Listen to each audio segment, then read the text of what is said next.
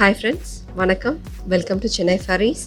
இன்றைக்கி நம்ம ரவா லட்டு எப்படி செய்யலாங்கிறது தான் பார்க்க போகிறோம். ரொம்ப டேஸ்டியாக இருக்கும். கட்டாயம் எல்லாருக்குமே ரொம்ப பிடிக்கும். வெளியில் வாங்கினா ரொம்ப ரவை ரவையாக இருக்கும், ஸ்மெல் வேறு மாதிரி இருக்கும். ஆனால் வீட்டில் செஞ்சால் ரொம்ப டேஸ்டியாக இருக்கும். வாங்க எப்படி செய்யலாங்கிறத பார்க்கலாம். அதுக்கு முதல்ல நான் 1.5 கப் ரவை எடுத்திருக்கேன். பாருங்கள், 1.5 கப் எடுத்திருக்கேன். 1.5 கப்புக்கு பார்த்தீங்கன்னா 1 கப் சுகர் போடணும். உங்களுக்கு ஸ்வீட் இன்னும் வேணும்னா போட்டுக்கோங்க. ஆனால் இது கரெக்டான அளவு. 1.5 கப்புக்கு 1 கப். ஏலக்காய் வாசனைக்கு உங்களுக்கு எவ்வளோ வேணுமோ போட்டுக்கோங்க. 1.5 டேபிள் ஸ்பூன் நெய். பால் வந்து 1 டம்ளர் எடுத்திருக்கேன். இது ரொம்ப சூடாக இருக்கணும். இப்போது ஒரு பேனில் நம்ம 1.5 கப் ரவை வச்சுருக்கோம்ல, அதை வந்து போட்டுருங்க. போட்டுட்டு வெறும் பேனில் இதை நல்லா ஃப்ரை பண்ணணும். ஃப்ளேம் பார்த்தீங்கன்னா மீடியமில் வச்சுக்கோங்க. லோவில் வச்சிங்கன்னா ரொம்ப நேரம் ஆகும், ஆனால் அந்த அளவு வராது. ஹையில் வச்சிங்க அப்படின்னா ரொம்ப சீக்கிரமாக அடி பிடிச்சிரும். ரவை வந்து கரெக்டாக எல்லா சைடும் ஈவனாக வேகாது. அதனால மீடியமில் வச்சுட்டு நல்லா ஃப்ரை பண்ணுங்கள். அந்த பச்சை வாசனை ரவையில் இருக்கவே கூடாது. அந்த ரவையில் பச்சை வாசனை இருந்துச்சுன்னா நீங்கள் உங்களால் ஒரு லட்டுக்கு மேலேயே சாப்பிட்றது ரொம்ப கஷ்டம். நல்லா ஃப்ரை பண்ணதுக்கப்புறமா இந்த மாதிரி இருக்கும். ஒரு 2 to 3 மினிட்ஸ் தான் ஆகும். ஸோ இந்த மாதிரி பவுடராக இருக்கணும். அப்போ தான் இப்போ வந்து நம்ம மிக்சியில் போட்டு அரைப்போம். அப்போ இதுதான் வந்து கரெக்டாக இருக்கும். ஸோ இந்த மாதிரி ஃப்ரை பண்ணி வச்சுக்கோங்க. அப்புறம் ஆஃப் பண்ணிடலாம். ரொம்ப சூடாக இருக்கும், அதனால் நான் வேறு பேனில் போட்டு இதை நல்லா ஆற வச்சிடுறேன். இப்போ நம்ம இதோட சுகரும் சேர்ந்து தான் அரைக்க போகிறோம். சூடோடு போட்டிங்கன்னா சுகர் கட்டாயம் மெல்ட் ஆகிடும், டெக்ஸ்சரே மாறிடும். ஸோ ரவை வந்து நல்லா ஆறினதுக்கு அப்புறமா சுகரும் ஏலக்காயும் ஆட் பண்ணிவிட்டு இப்போ அரைச்சி எடுத்துடலாம்.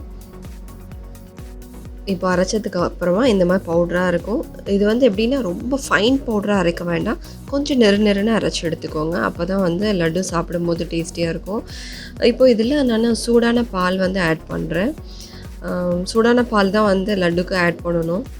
அதனால் நல்லா சூடு பண்ணி எடுத்து வச்சுக்கோங்க. இதை நல்லா மிக்ஸ் பண்ணுங்கள். சப்பாத்தி மாவு மாதிரி நம்ம இதை பிசையக்கூடாது. அது பிடிக்கிற அளவு வந்தாலே போதும். ஸோ அந்த அளவுக்கு வந்த உடனே நம்ம வந்து லட்டு பிடிக்க ஆரம்பிச்சிடலாம். இப்போது இதுக்கு 1 டம்ளர் பால் எடுக்க சொன்னேன். ஃபுல்லாக அப்படியே 1 டம்ளர் ஃபுல்லாக ஊற்றி பிசைஞ்சிடாதீங்க. சப்போஸ் கொஞ்சம் எக்ஸ்ட்ரா இருந்தாலும் தண்ணி ஆகிடுச்சுன்னா நம்மளால் பால்ஸ் வந்து ரெடி பண்ண முடியாது. அதனால கொஞ்சம் கொஞ்சமாக பால் ஆட் பண்ணிக்கோங்க. ஏன்னா நம்ம நெய்யும் ஆட் பண்ணுறதுனால அது கரெக்டாக இருக்கும். கொஞ்சம் பார்த்து பண்ணிக்கோங்க. இப்போ நெய் 1 டேபிள் ஸ்பூன் வந்து நான் இதில் ஆட் பண்ணியிருக்கேன். மாவு சூடாக இருக்கும், அதனால் இது வந்து மெல்ட் ஆகிடும். கை பொறுக்கிற அளவு சூடு வந்ததுக்கப்புறமா நீங்கள் கை வச்சு அதை வந்து பசைஞ்சிட்டு இந்த மாதிரி இருக்கணும் மாவு. ரொம்ப தண்ணி ஆகிடுச்சுன்னா கஷ்டமாயிடும். அதனால் பால் மட்டும் பார்த்து ஊற்றிக்கோங்க. கொஞ்சம் கொஞ்சமாக ஆட் பண்ணி மாவை பசைஞ்சிக்கோங்க. ஸோ இது உருட்டுற மாதிரி இந்த மாதிரி கரெக்டான ஷேப்பில் வந்துடும். ஸோ இதுதான் வந்து கரெக்டான டெக்ஸ்சர்.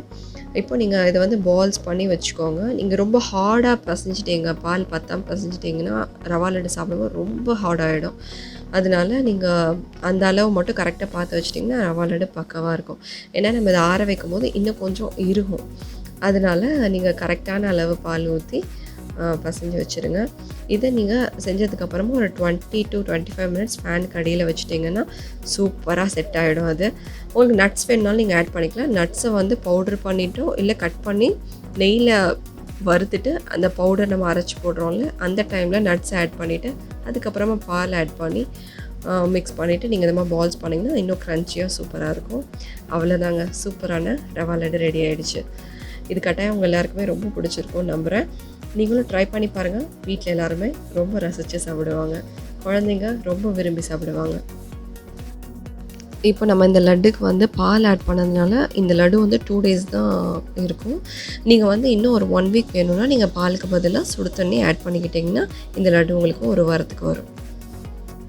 இந்த வீடியோ உங்களுக்கு பிடிச்சிருக்கும்னு நம்புகிறேன். உங்களுக்கு பிடிச்சிருந்துச்சுன்னா லைக் பண்ணுங்கள், ஷேர் பண்ணுங்கள், சப்ஸ்கிரைப் பண்ணுங்கள், கட்டாயம் கமெண்ட்ஸ் கொடுங்க. தேங்க்யூ.